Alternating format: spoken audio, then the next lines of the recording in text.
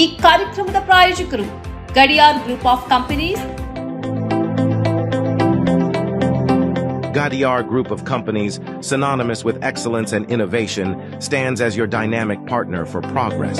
Gadiar Group ensures safety as guardians in firefighting and builds vibrant communities in real estate. Building tomorrow, today.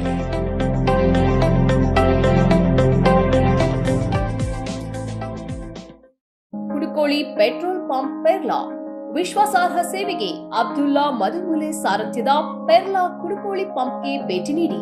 ರಾಜ್ಯ ಹೆದ್ದಾರಿ 64ರಲ್ಲಿ ನಿಮಗಾಗಿ ಕಾಯುತ್ತಿದೆ.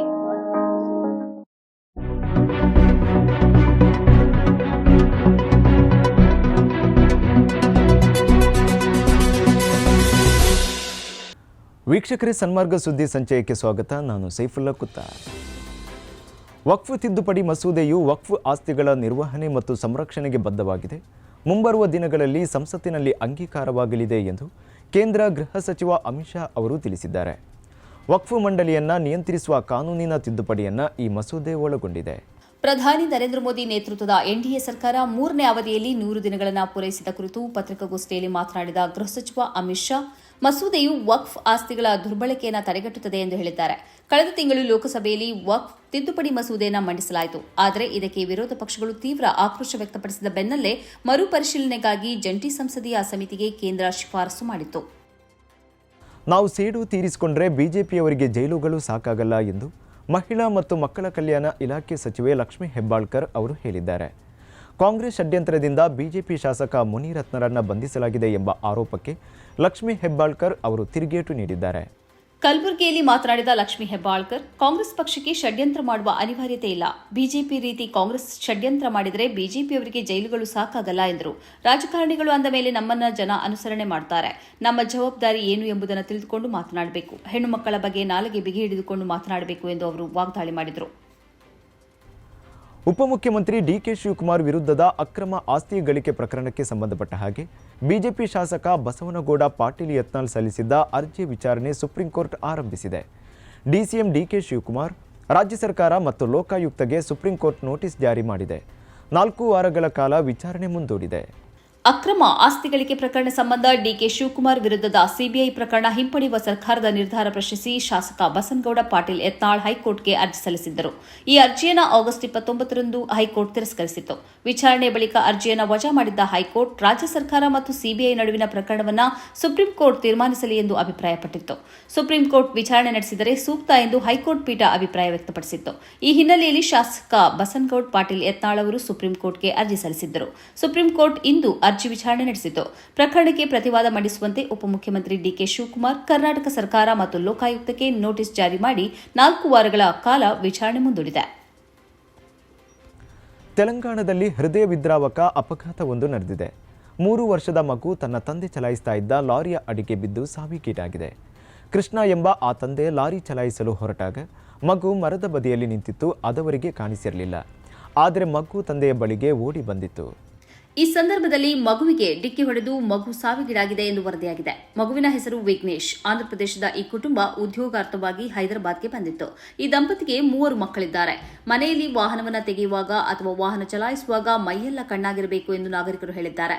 ಮಕ್ಕಳು ಹೆತ್ತವರನ್ನ ಕಂಡ ಕೂಡಲೇ ಓಡೋಡಿ ಬರುತ್ತಾರೆ ಮತ್ತು ಅವರಿಗೆ ಚಾಲನೆಯ ಬಗ್ಗೆ ಜ್ಞಾನ ಇರುವುದಿಲ್ಲ. ಆದ್ದರಿಂದ ಎಲ್ಲಾ ಹೆತ್ತವರು ಈ ಕುರಿತಂತೆ ಜಾಗರೂಕರಾಗಿರಬೇಕು ಎಂದು ಹೇಳಲಾಗಿದೆ. ಸರ್ಕಾರಿ ಆಸ್ಪತ್ರೆಗಳಲ್ಲಿ ಮಹಿಳಾ ವೈದ್ಯರಿಗೆ ರಾತ್ರಿ ಪಾಳಿ ನೀಡುವುದನ್ನು ನಿಲ್ಲಿಸುವ ಪಶ್ಚಿಮ ಬಂಗಾಳ ಸರ್ಕಾರದ ಅಧಿಸೂಚನೆ ವಿರುದ್ಧ ಮುಖ್ಯ ನ್ಯಾಯಮೂರ್ತಿ ಡಿವೈ ಚಂದ್ರಚೂಡ್ ಅವರು ಟೀಕಿಸಿದ್ದಾರೆ. ರಾತ್ರಿ ಪಾಳಿಯಲ್ಲಿ ಕಾರ್ಯನಿರ್ವಹಿಸುವ ಮಹಿಳಾ ವೈದ್ಯರಿಗೆ ಭದ್ರತೆ ಒದಗಿಸುವುದು ರಾಜ್ಯ ಸರ್ಕಾರದ ಕರ್ತವ್ಯ ಎಂದು ಚಾಟಿ ಬೀಸಿದ್ದಾರೆ. ಕೋಲ್ಕತ್ತಾದ ಆರ್ಜಿಕರ್ ವೈದ್ಯಕೀಯ ಕಾಲೇಜ್ ಮತ್ತು ಆಸ್ಪತ್ರೆಯಲ್ಲಿ ಟ್ರೈನಿ ವೈದ್ಯೆಯ ಅತ್ಯಾಚಾರ ಮತ್ತು ಕೊಲೆ ಆದ ಬಳಿಕ ಹೊರಡಿಸಲಾಗಿದ್ದ ಅಧಿಸೂಚನೆಯನ್ನು ತಿದ್ದುಪಡಿ ಮಾಡಲು ಬಂಗಾಳ ಸರ್ಕಾರಕ್ಕೆ ಸುಪ್ರೀಂ ಕೋರ್ಟ್ ನಿರ್ದೇಶಿಸಿದೆ. ಮಹಿಳೆಯರು ರಾತ್ರಿ ಪಾಳಿಯಲ್ಲಿ ಕೆಲಸ ಮಾಡಲು ಸಾಧ್ಯವಿಲ್ಲ ಎಂದು ನೀವು ಹೇಗೆ ಹೇಳುತ್ತೀರಿ?